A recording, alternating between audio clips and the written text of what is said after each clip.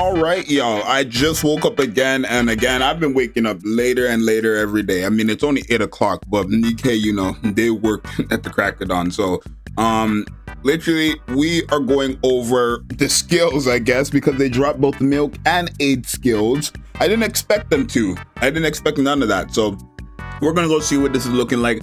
Hope you guys enjoy it. Hopefully I don't even know if I want to say, like, I don't know. Do I want them to be good? Because I'm realistically, I'm not trying to summon for them. I'm not, but we'll see. Let's take a look at their stuff right now, right? Yeah, it's already playing, but. So awkward. I already said this doesn't suit me. Okay. My thing is, I will say, milk. I feel like for milk, I want her to be good just because milk. The thing is, both milk and ADE have always been trash. Like when ADE first came out, she was always garbage. Milk has been in the game since the beginning of time and she's always been bad. Okay, wait. I think milk is the DPS, right? Okay. Oh, the lip gloss too? Cool. It's not the too. Okay. I'm not a gooner. It's okay. Okay. It's not. Okay. It's okay. I mean, I'm okay. Let's take a look. Okay, we got an iron. Ooh. Iron again? Okay. Iron versus 3 attacker sniper rifle, right? Skill 1. Activates when performing full charge attacks. Effect self. Gains pierce for 6 seconds. Ooh. Oh. Okay. Activates when full charge lasts for 0.5 seconds or more. And self is not in the embarrassment state. Effect self. Embarrassment. Functions. Perform force reload at reduced reloading speed, increasing attack capabilities and dealing distributed damage instead. Okay. Effect 1 affects all enemies, deals 290% of a final attack and distributed damage. Sure. Effect 2 removes 100% of bullets. Okay. Effect 3 fixes reloading speed at 50% reduction, applies to 1 reload. Sure. Effect 4 forcefully reloads. Sure. And then effect 5 effect self, attack percent increased by 118.7% for 40 seconds. Okay. That's a lot. Okay. But that's really a lot. Okay. Skill 2 activates when in embarrassment status. Effect self, pierce damage increased by 64% continuously. Ugh. Okay. Activates only when overconfident, huh? Oh, when in overconfident, huh, status. Affects all enemies every 2 seconds. Ah! Oh. Deals 447% final attack at distributed damage. Oh my god. And then her burst skill is called, like this is where she gets the overconfident, huh, effect, right? Where she gains immunity to embarrassment for 10 seconds. Okay. So she's immune to her skill 1, I guess, for 10 seconds. And then her pierce damage is just increased by 117%. And then her attack percent is increased by 220%. My god. Let me see. And that's really going every 2 seconds.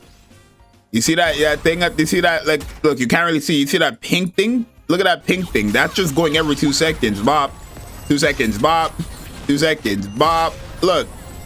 Now, my thing is, okay, she will probably be like powerful, especially considering that she's iron and she is a burst 3 sniper rifle. The thing is, she has a pierce effect as well, which I do kind of like that she's iron with that, because that means her and Red Hood would be like the iron DPSs, and then you could run them with Grave.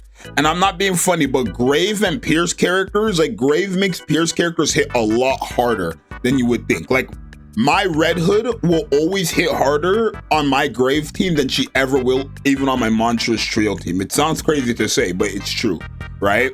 Like if she just hits harder with Grave than she does with Crown. That's mine personally. I don't know if that's everybody else's, but that's mine for sure. My only thing is, again, do I need to summon for this character? Probably not. I'm gonna be honest with you guys. It's another powerful DPS. We just had Eve and Raven, not like yesterday, obviously, but it wasn't too long ago where we just got more iron DPSs and stuff like that. And again, the anniversary character is probably gonna mop this character in DPS. I feel like it's not somebody you need to summon for, but it's a pretty decent character. I'm gonna skip this and then we're gonna go to here and then we're gonna look at this at the end, probably. Here's ADE though. I even received special agent training this time. Okay. I hope I get a chance to show it off to you. Oh, my ADE. Sure.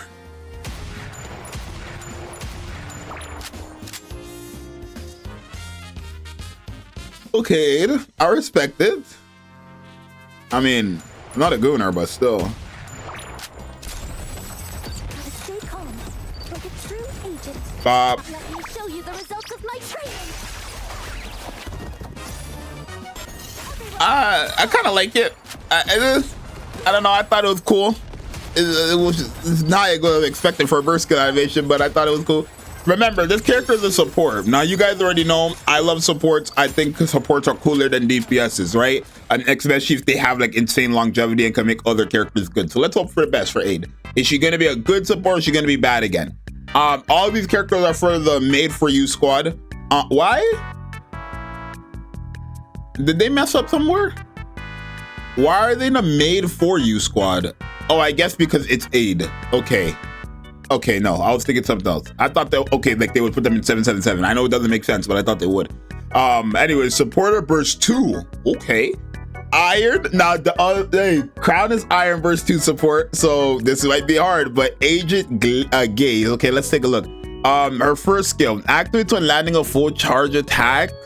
When landing full charge attacks on targets within the effective range, affects all allies. Increases attack by 15.2% of the caster's attack for 5 seconds. Sure. Activates when attacking with full charge, affects self. Spy lens, maximum effective range increases by 4.44%, stacks up to 10 times and lasts for 5 seconds. Oh my. So once she's fully stacked up, she might just be maximum. Like that effective range thing is just gonna be increased heavily. It's gonna be the full field basically. What the hell? Activates when landing a full charge attack on a target within the effective range. Affects all allies. Pierce damage increased by 36% for 5 seconds. Okay. Activates only if self spy or if spy lens is fully stacked. Affects self.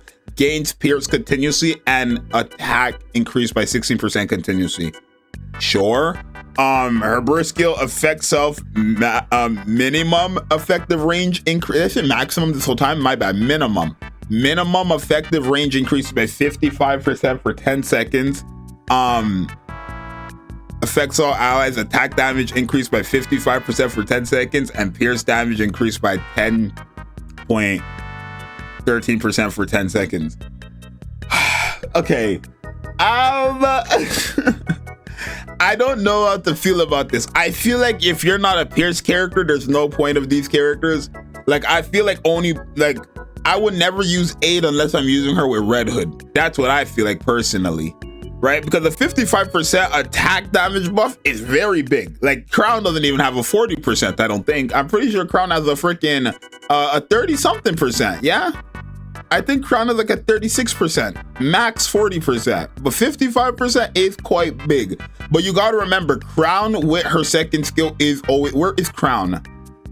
Here, she's always gonna have, okay, so she gets 36 here, 15 seconds, and then 20. So with obviously a healer, it's just over, like 55%. It's like 57%. That's if you have a healer with her and you're using her burst skill. It's literally just over that, 57%, right?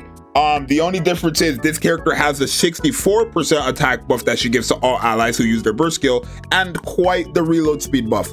So if this character had more in terms of that, I feel like she could have been not necessarily on par with Crown, but she could have been a great option for that burst 2 slot. Like, we might have had some conversations. Because again, if we're going off of what Crown does, I mean, Crown has her vulnerability and stuff like that. Like, it's really hard to talk Crown, but in terms of just general support to the team, 55% attack damage buff is only 2% under the 57 that you are getting from Crown if you have a healer with Crown, which 9 times out of 10 you do. So that's big. Not to mention, I feel like for like Pierce characters, like this character will probably make you hit hard. Right? She's giving a Pierce buff of 18% and then a Pierce buff of 10%. So I feel like if you're gonna use ADE, you're probably gonna want to use her with Milk, right? You're probably gonna want to use her with Milk because Milk already is giving herself insane damage buffs, insane Pierce damage buffs, and she has Pierce, right? For 6 seconds when she uses a full charge attack, right? The difference is like the Pierce buff, like Pierce is insane compared to like a regular just damage, right? Pierce is insane. So I feel like it's probably another situation where I wouldn't say ADE is meant for Milk. She's really good with Milk, but it's not like the last 3 characters where you kind of needed them to be together. Like having ADE is beneficial for a lot of characters. Like it's good for obviously somebody like Alice. It's good for somebody like Red Hood. It's good for people like Grave as well, right? Asuka, right? Having these characters, Grave does have Pierce, right? Or did she just give Pierce? I'm pretty sure Grave has Pierce. But the only thing is like Grave is a burst 2. So realistically, the question is like, can I not A, B, C, D, E, F, G, H, I, J, H, here we go. I have to do the alphabets there, but literally, is she better than Grave? Because Grave is also a burst 2, but Grave also gives like a 48% attack damage buff to all allies, insane Pierce damage buff of 40% to all allies. Not to mention over here, is it one of these effects? It is. Pierce damage buff here, 48% continuously, right? Like, is it better to use this character? Or like, who is just better in general for Pierce? Is it Grave or is it ADE? I feel like it might be Grave. I feel like for Pierce, it'd probably be Grave. I feel like ADE is gonna be a very decent burst 2 support.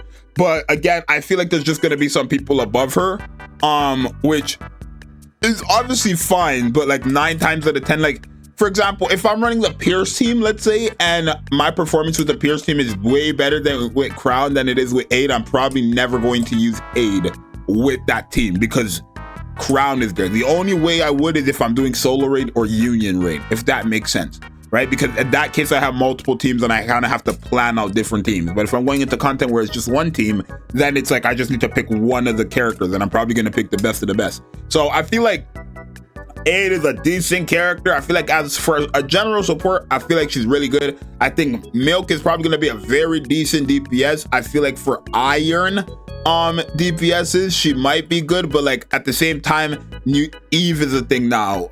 Raven is a thing. Red Hood is a thing. Julia favorite item is a thing. LaPlace favorite item is a thing. Even Snow White is a thing. So it's to a point where it's like, is she gonna be the best of the best? Like, I feel like the only reason why I would want her is if she's the strongest Iron thing. Not to mention Rappy Red Hood is on that Iron class as well, technically. So it's really like it's kind of hard to say, but yeah, let's take a look at this PV and see what's going on though. Oh, Master. CCTV footage secured. Beginning analysis. Okay. How?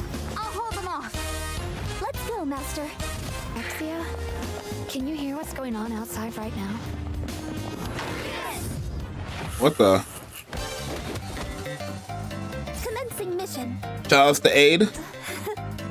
I may be dressed differently than usual, but I'll still do my best to serve. Oh, right. I do want to mention, because that is a good point. I feel like these two are really good for Tetra, right? Because I feel like Tetra really just lost, like Tetra has a boatload of good characters, but no synergy behind them. I feel like now 100% with Alice and Milk and ADE, you have some type of synergy there. Right? Because what I'm assuming now the team is just going to be, it's probably just going to be freaking, like, your burst 1 is probably just going to be, it could just be Rouge, right? As your burst 1 for that cooldown reduction. Then it's going to be ADE, Milk, and Alice. And then your last burst 3 could just be like a Noir maybe for that additional support, or somebody else here, but I feel like those two characters could be very good for Tetra Tower, especially since I feel like they lost synergy big time. Hey, quit looking at me like that. Okay. Well, what do you think of Bunny Girl Milk? Why is she talking like that? Hey, eyes up here, jerk. Okay. Only look at night. Oh, look at, bro. We're out. Oh, babe is getting caught. It's getting bought instantly. Not instantly, I'm broke. It's getting caught. I'm buying it. I'm gonna get it. Maybe just I'm about to get it. I have to. focus on the game for now, please. If you want